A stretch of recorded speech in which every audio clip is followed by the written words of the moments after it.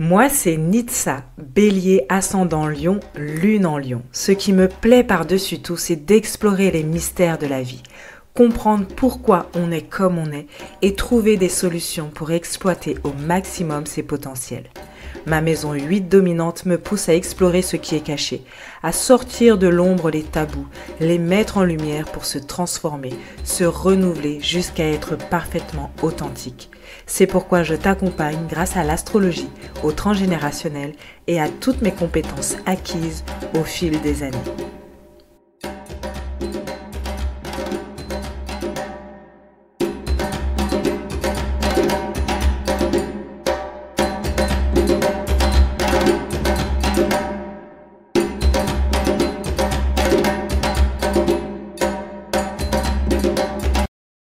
Bonjour et bienvenue dans ce jour 21 du podcast 24 jours pour s'aimer. Jour 21, incroyable.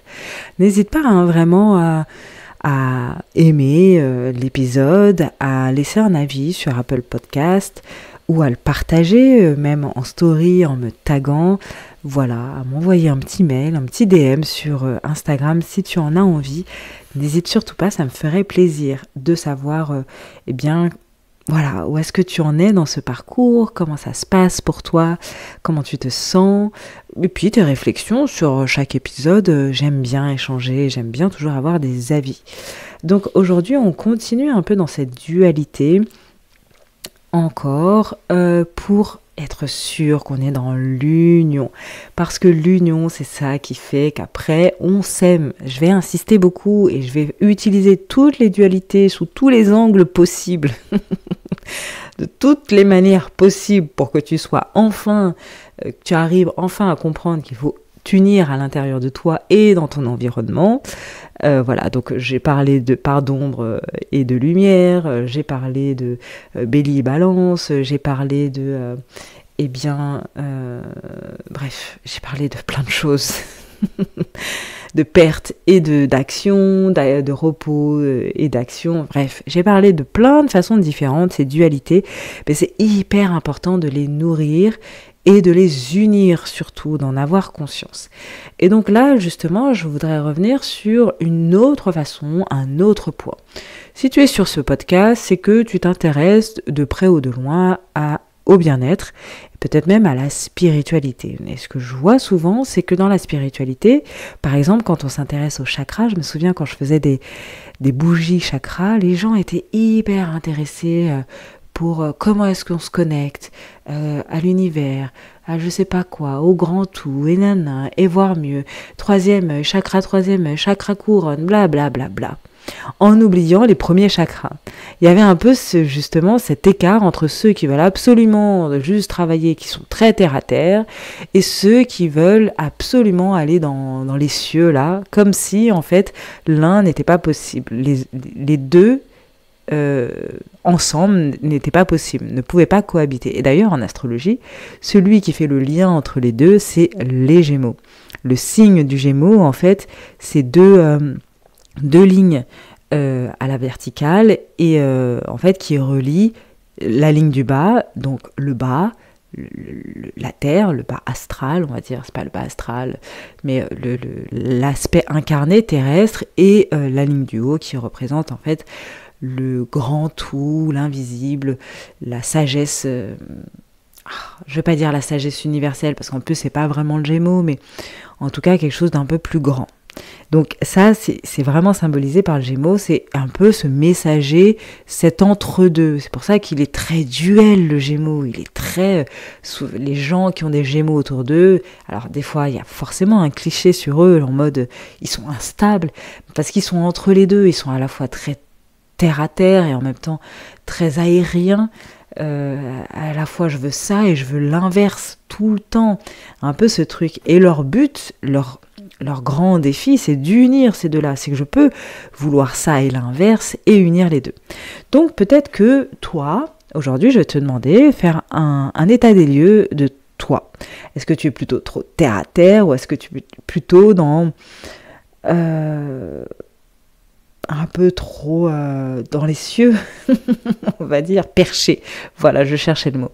Peut-être que, tu vois, tu es vraiment en conflit avec la réalité, avec les lois, avec l'argent, le pouvoir, tout ce qui est vie matérielle.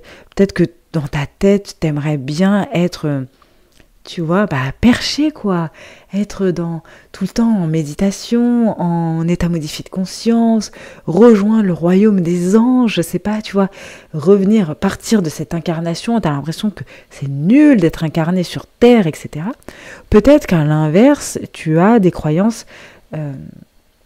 limitées qui t'empêchent justement qui t'empêchent en fait d'accéder à des formes de réalité plus subtiles, qui t'empêchent de voir le beau, le plus grand, de t'ouvrir à quelque chose, de te connecter à ton intuition. J'espère que t'es pas à ce niveau-là, parce que tout ce qu'on a fait avant, normalement, t'es un petit peu mieux connecté à ton intuition, mais peut-être que de façon générale, c'est comme ça que tu es peut-être quelqu'un de très terre-à-terre et hyper concret, hyper matériel, etc. Donc aujourd'hui, le but, c'est, comment est-ce que tu peux unir les deux? Parce qu'on peut être matérialiste et spirituel. On peut être conscient que les lois sont importantes, mais aussi décider de suivre les lois universelles et spirituelles. On peut être dans les deux. On peut être rationnel et se laisser porter par son intuition. Il n'y a pas de mal à être dans les deux. Et donc, ton objectif, c'est de voir dans quel côté tu es. Est-ce que tu es très terre à terre ou est-ce que tu as vraiment du mal avec justement cette incarnation? Et te rappeler en fait que tout ce qui est en bas est comme ce qui est en haut. Le microcosme est à l'image du macrocosme.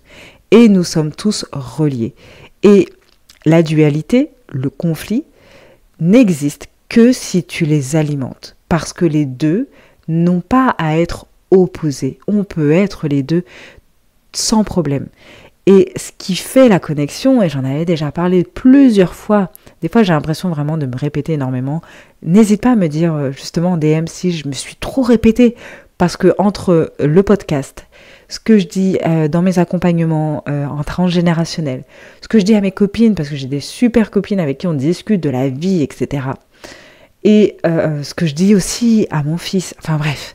Des fois, je me dis, attends, ça je l'ai dit où? Il faudrait vraiment que je me note, mais je parle tellement trop que ce serait difficile. Donc n'hésite pas à me dire si je me suis trop répétée, que je sois un peu plus sérieuse et disciplinée, et que je vois à quel point, en fait, je me répète trop, ok? Donc viens me dire en DM ou par mail si je me suis trop répétée. Mais parfois, se répéter, c'est important parce que ça permet d'ancrer et d'avoir une nouvelle réalité. Donc, ce que je disais, c'est que dans les chakras, il y a les chakras, donc ça je sais que je l'ai déjà dit plusieurs fois, il y a les 3 chakras du bas, donc qui sont le chakra racine, l'ancrage, voilà, aller au bout des choses, le chakra, j'allais dire le nom de mes bougies, le chakra sacré qui est le lien avec les émotions, le plaisir, la joie, le chakra plexus qui est son ego, son affirmation de soi. Ensuite, il y a les chakras du haut, donc le chakra gorge, comment est-ce qu'on dit sa vérité, on vit sa vérité. Le chakra 3e œil, c'est voir au-delà, être connecté à son intuition. Et le chakra couronne, c'est se comprendre qu'on est un tout et qu'il y a autre chose qui est beaucoup plus grand que nous. Quand je dis beaucoup plus grand que nous, si t'es pas croyant, peu importe, mais voilà, ça peut être aussi la nation. Et entre les deux, le seul qui est neutre et qui relie les deux, qui n'est ni du bas ni du haut, c'est le chakra cœur, le chakra de l'amour. Parce qu'il n'y a que l'amour qui ne connaît pas la séparation. Et donc moi, forcément, 24 jours pour s'aimer, on va s'apporter de l'amour pour pouvoir unir tes deux dualités, pour pouvoir unir ton envie d'avoir 50 000 € de salaire par an et en même temps de pouvoir te balader dans la forêt tranquille et d'avoir une vie en fait très simple. Peut-être que tu as besoin de 50 000 € pour mettre de l'argent de côté pour tes enfants, peut-être que tu as juste besoin d'avoir très peu d'objets dans ta maison, mais qui soient magnifiques. Peut-être que tu as même envie de payer des artisans, c'est important pour toi. Bref, tu peux unir les deux. Tu peux être pas matérialiste, mais quand je dis matérialiste, c'est pas dans le sens négatif, parce que justement, on a mis un filtre très négatif sur ce mot, mais matérialiste, c'est juste le matériel, et nous sommes incarnés. Donc tu peux être l'un et l'autre. Et pour être l'un et l'autre, c'est apporter de l'amour. C'est ok si j'ai envie d'avoir 50 000 euros de revenus par an, parce que je sais aussi que je ne le fais pas pour le mal, je ne le fais pas en détruisant la planète, en n'écoutant pas du tout les besoins des autres. Je le fais aussi parce que c'est important pour moi, parce que j'ai des besoins, mais dans le respect des autres, pour l'amour. Je sais que j'ai des valeurs, on a vu les valeurs, j'ai de superbes qualités.